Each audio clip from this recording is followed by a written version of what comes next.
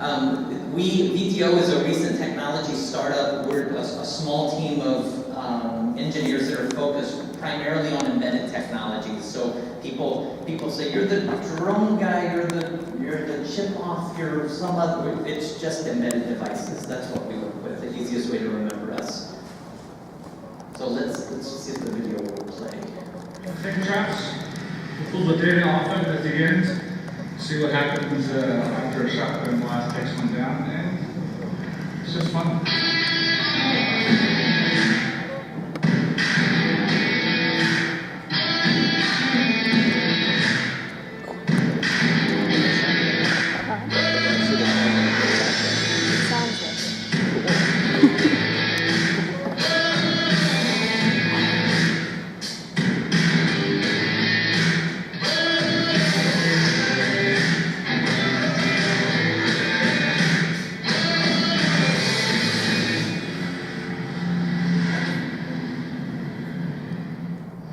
The main point for today is salting the drones with data.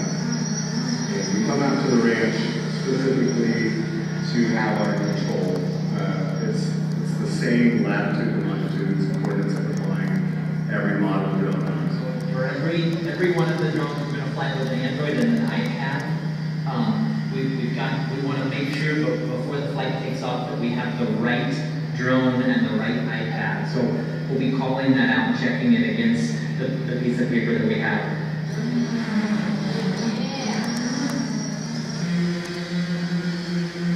The drones we buy are brand new, so there's nothing on them. There's nothing in the SD card. We know what they're like this area. So we know this is their first flight.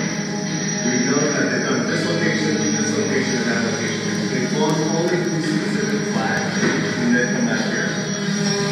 If they catch the drone that flew across the border that was delivering drugs from the cartel, we should be able to find out, or those to find out, where that drone was off from, what its flight was, what type of video it captured.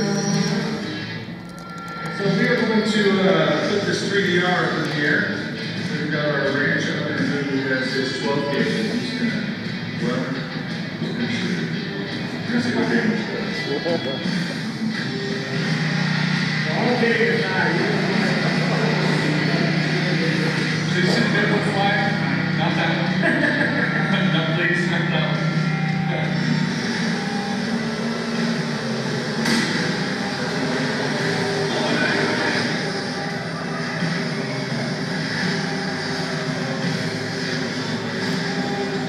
I'm not sure it's going to matter.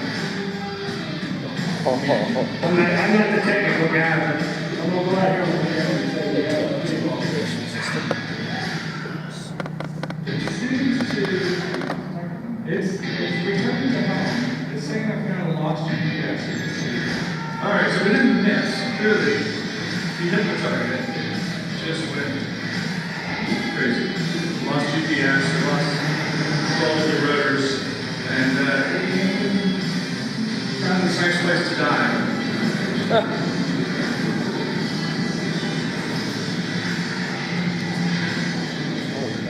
We're wrapping up. We flew 9 drones today. We've been out there for about 6-7 hours. All in all, the day was fantastic. We hit all the points that we needed to hit with all the drones. We had a couple drones go down, which is too abnormal for some of the lower quality drones that we have. We had hit for the day with the trailer kind of during those transitions that you saw throughout the day. They're extracting the data, kind of wiping off the iPads. Those are going to go into the lab. Once they get back in the lab, one of each model will be taken apart. We'll do a full tear down on it to identify all the locations data can store. Once we identify those, we'll start to image that data off of there, all the way down to the chips on the circuit boards, even pulling those chips to directly read data off of the chips.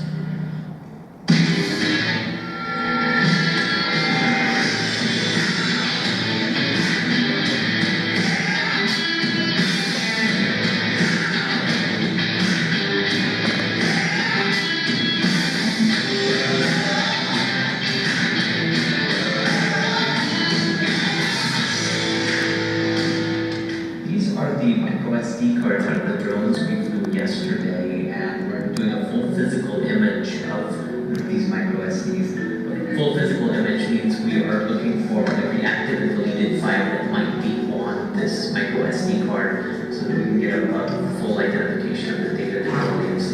even though this is just research, we treat every one of them like evidence. We have to very carefully remove it so that the device can come back together if needed. One of the challenges in this space is agencies aren't sure where to put the data, and by taking it apart and helping them identify the specific location on the circuit boards, we can show them how to safely get it apart and identify the data storage areas that they should be interested in.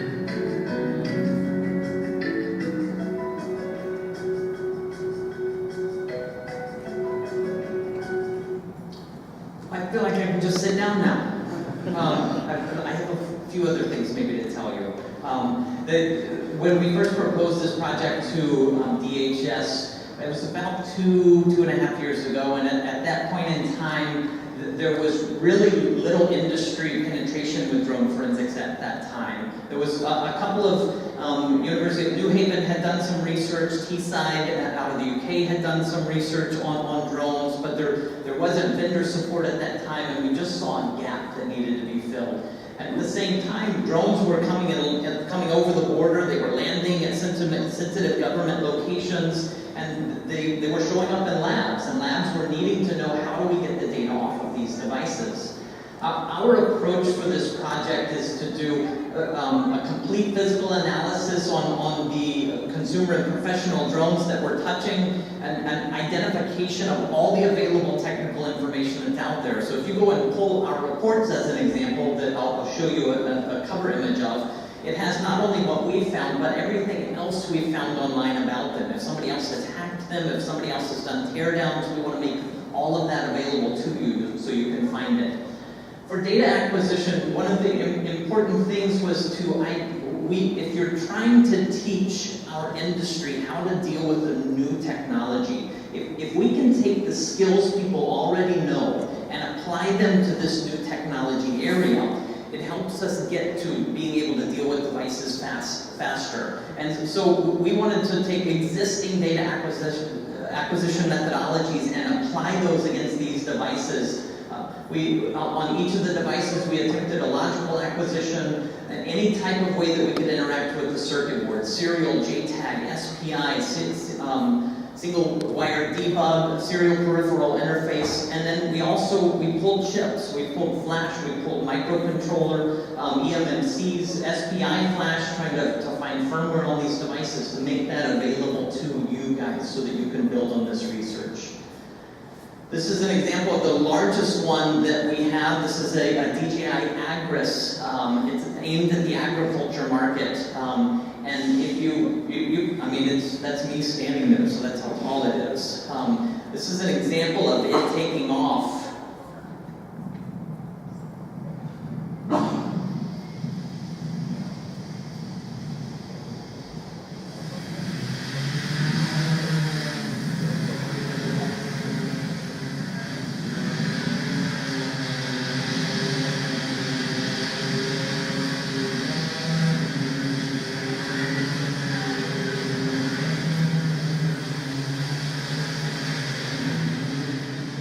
That is it with 10 liters of liquid, almost 35 pounds of weight attached to the bottom of it. It is fast and agile. And I tell friends and colleagues, if you are in an urban environment and ever see one of those flying, you need to get away, because there's no reason an agriculture drone like that should be flying in an urban environment.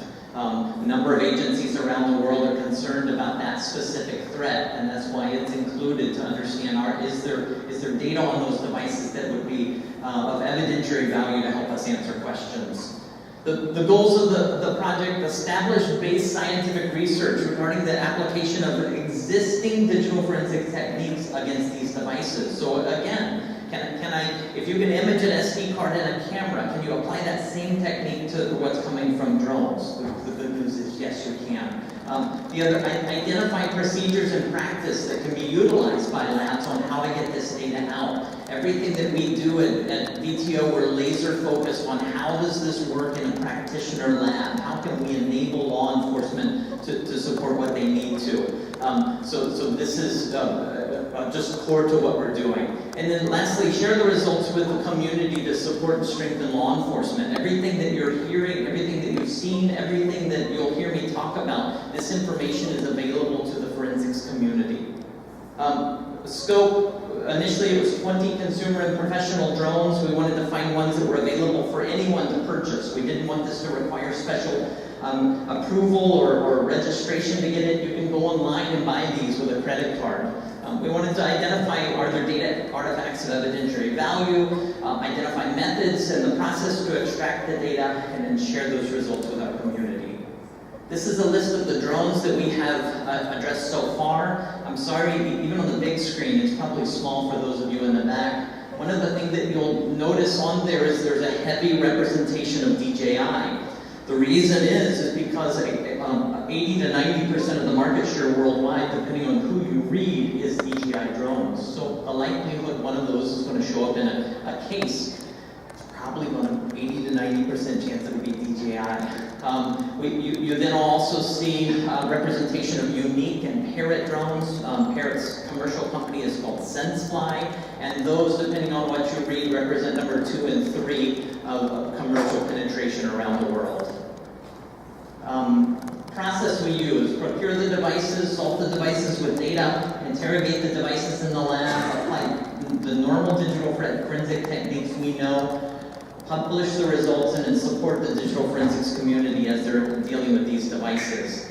Anytime drones show up, the lab team feels like it's Christmas Day because we have all of these devices show up, we have to unpack them, get them ready to go fly, and really is pretty incredible. You'll notice, I mentioned in the video, there's 3 devices of every model. One of the devices is kept intact as an exemplar. We only do logical acquisitions on that. The second device is taken down to the circuit board for us to interrogate the boards and the daughter cards on the device. The third device is we pull circuit boards and pull every chip off to attempt acquisitions against those chips. All of the flights that we do are in a specific location. The ranch owner you saw in the video has let us use his ranch, 1,800-acre ranch in the middle of Colorado, to go fly drones. And if I hand you an unknown data set and say I can't tell you anything about it, it makes it more challenging to start to figure out how to parse that. But if I can tell you when it flew, I can tell you where it flew, I can tell you details about that drone. As you start dealing with unknown data set, it gives the people that are working in parsing an advantage to help be able to understand what that data is. I'm going to go quick because I'm running out of time, so I'll talk about any of these more, but there's a couple I want to hit for you. Imaging that we do in the lab, we can make all of that available to you. We identify where the devices store data, and we investigate every chip that's on those devices. Again, mentioned just an application of the normal digital forensic techniques that we all know how to use. We publish the results. This is an important slide. DroneForensics.com. If you go to DroneForensics.com, you can get access to all of the data that we have released so far. Right now, there's about 500 gig of data. There is about 1.2 terabytes that will be up in the next couple of weeks. And this is data that you can download and use to make your products better, use in your classes if you're a vendor. If you are an academic institution, there's universities that are building curriculums with the data sets. There's iPhone, Android, drones, cloud data, server data that is there for you to use. Go and do good things with it.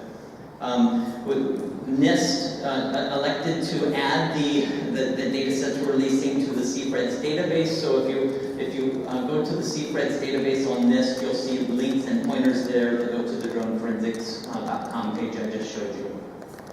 This is an example of the reports. I think it's only 3 reports that are linked right now. The reports are between 60 and 100 pages long. So they're incredibly exhaustive, taking you from somebody has just set it into your hands to how do you go all the way to the end and pull the data. If you are in law enforcement or military, we have slick sheets that we have created for non-technical first responders. Somebody walks up as they're patrolling and finds a drone on the ground. What should they do? This walks them through those steps. Technical first responder, and then the digital forensics lab team when they get it back to the lab. Interesting information so far. Let me take you to just one last one that I think this crowd will enjoy. This is a Parrot Sky Controller 2. This is the controller for several different models of the Parrot drone. And when we first pulled this out of the box, we always update the firmware before we go fly, because we're in the middle of nowhere, we don't have internet access, so we want to handle it before we get to the ranch. So it says download this file on a USB key, plug it into the controller, and plug an HDMI cable in. What? So we did. And the video that I'm going to show you here is just that. Pulled out of the box, downloaded the file, plugged it in, and plugged a HDMI cable into it. And we've just powered it on.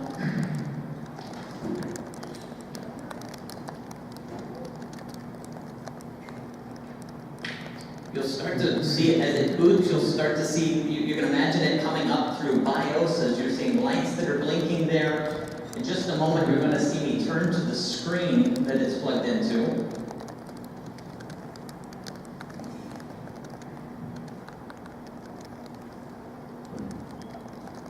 First thing that happens on the screen is we see the normal Android logo that we would expect to find.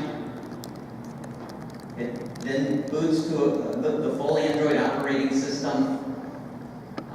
It loads an application, it wipes into kiosk mode, and you then have the same application that you would download from the Android store or the Apple store to control this device. We often hear in our community that Android is landing on lots of headless devices, that we would never see that there. This is one of the best examples I've seen so far of Android sitting on a device that probably no one would ever plug into a monitor. You can put it in ADB mode and you can pull a normal acquisition on this controller just like you would any Android phone that you would touch.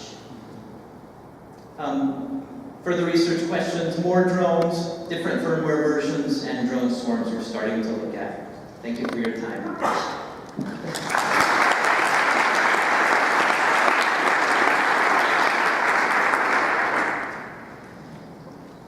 Excellent. I think we have time for one or two questions.